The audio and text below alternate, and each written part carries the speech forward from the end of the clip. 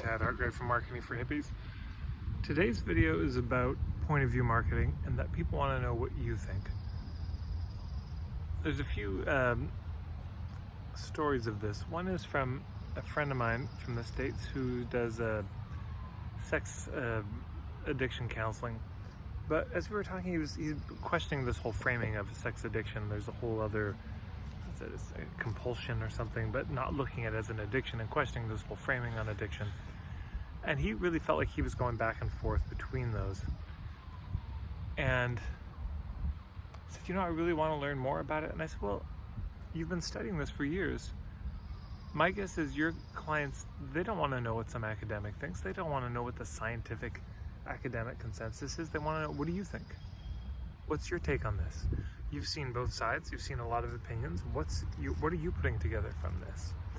Another colleague, client of mine was doing ancestral work, and one of the people she was studying with said, well, if you're gonna, she had a niche that she was thinking about going into. And the person said, well, you should really look at what's being written about that niche, about that, kind of from an academic standpoint to start with. And I said, I disagree. I think the place to start is your own experience, because she'd grown up in the experience that she was going to be helping people with, as often happens, not an uncommon story. She'd grown up in that kind of a situation. And I said, the place you need to start is your own lived experience. And roll with that for a while. You may get to a point where you feel like you've tapped that out and you want to learn some more. And so, then go read the academic journals, go read other people's books. But I tell you what, and I'm not saying this is the right way to do it, but let me just make the case for this as an approach. And there are plenty of, worthwhile approaches in the world. Man, I haven't read a marketing book. Well, I've read some of Danny Inney's. He was kind enough to mail them to me. But really, I haven't read a lot of marketing books or watched a lot of other people's marketing stuff. I've just learned from my own past experience and learned from working with clients. That's where almost everything that I teach comes from. I mean, yes, I did go to some more courses earlier on, but a lot of this really just came from learning as I went. Now, what I would wish for all of us would be some kind of apprenticeship. I wish I could have found somebody like me back in the day, because there wasn't anyone like me that I could find.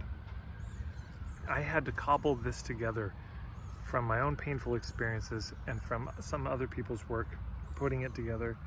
And then once I had enough, I had to learn from my experience. I had to learn from working with people one-on-one. But this idea that you need to go to school and get the academic degree because that's what people care about, that's what matters. Some people care about that. That matters to some people. But most people, here's the thing. Imagine this. You struggle with depression your whole life. You have a really hard time. And you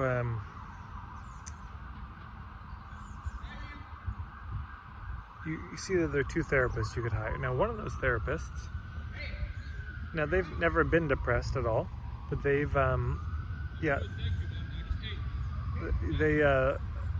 never been depressed, but boy, they've studied all the scientific literature. They've created meta-analyses on depression. And the other one was depressed for 8 years, couldn't barely get out of bed, and somehow found a way to cure themselves and live a genuinely happy life. Who do you want to go see? You want to go see the person who actually got the results, either with themselves or with others. And given the choice, we'd probably rather the person had been through it themselves. People want to know how you see these things. They want to know your opinion. Because you're the one who they're going to be working with. You're the one they're hiring. So they want to know, what's your take? What's your unique angle on it? What's your lens? What's your point of view?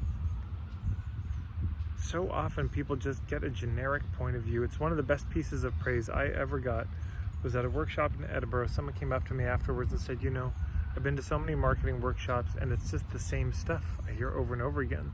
Sometimes even the same names, but sometimes they change the name, but it's the same content.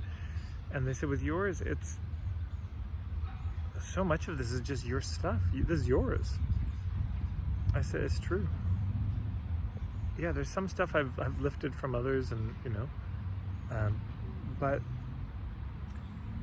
my oh my, so much of this, the point of view marketing, my understanding of niching, that came from me. That came from me putting it together, taking my own experience, and sure, putting it together with things I heard from other people, but a lot of it working with people. People want to know what you think. They don't want to know what everybody else thinks. And your point of view, if you're niching well, it's going to come from your own experience, yeah? It's going to come from your own lived life, not somebody else's life. How can you help somebody with something you've never been through yourself, something you've never done? It's much harder. It's not that you can't, it's just much harder. I've heard about up in, I think it was the Inuit, but this is very common amongst indigenous people, the whole shamanic initiation, having dreams of being torn apart, and then reassembled. And every part of them that was, hurt or damaged in this process, or every part of them that was torn out, they had the capacity to heal that part in others. Yeah, if you've gone through depression and come out the other side, you know the terrain of depression. If you've overcome anxiety, you know that terrain. If you've gone through heartbreak, you know the terrain of heartbreak. It really is a topography, and you being familiar with it is helpful, because then they don't want to know what do the academics say about the best path, which highway to take out of that land. They want to know from you were there. What was it like? How did you get out? What's your take on it? That's the most trustworthy thing. A National Geographic magazine map, a Google map, is not as reliable as somebody on the ground who lives in that place, who can tell you, no, that road is closed. That road's been closed for 20 years. They just haven't updated it on the maps. No, there's a shortcut. It's not on the maps. Yeah. The academics, they can draw their maps. I'm not knocking academics, but they can draw their maps. But if they haven't been there, they don't know. They're writing it as a tourist, not as a native to the place. So tell us, what is it like as a native of the place, not a tourist? Tell us what you know. That's what we want to know. Yeah. So there you go. That's my thought for today. Hopefully that's helpful to someone. And if it is, I'd love to hear. You can put a comment below. If you like these videos, you can subscribe with the little red button there.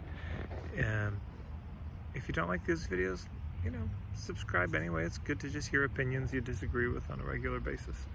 Keeps your mind open. And I'm on Facebook, and marketingforhippies.com is my website. So as always, check that out. And by the way, by the end of the summer, I'll probably be having a brand new website, and I think you're going to like it. Okay, take care, everyone.